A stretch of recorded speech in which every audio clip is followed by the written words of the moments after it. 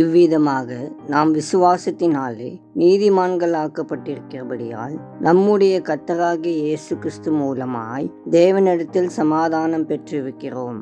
ரோமர் 5:1.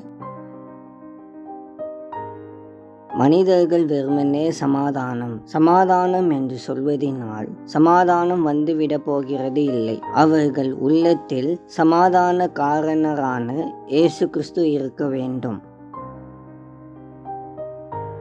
அன்பின் பரலோக தகப்பனே, வானம் உமது சிங்காசனம், பூமி உமது பாதப்படியாக இருப்பதினால் உம்மை துதிக்கிறோம்.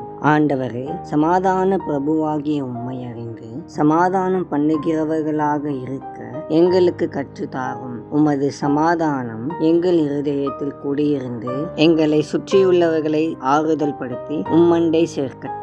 மக்களை ஒன்றிணைத்து உமது அன்பை பிரதிபலிக்க எங்களுக்கு ஞானம், இரக்கம் மற்றும் மனத்தாழ்மையை தாரும். இந்த நாளிலும் எங்களுக்கு வேண்டிய கிருபையும் பாதுகாவலையும் தந்து ஆசீர்வதியும். இயேசுவின் மூலம் ஜெபிக்கிறோம் பிதாவே, ஆமேன்.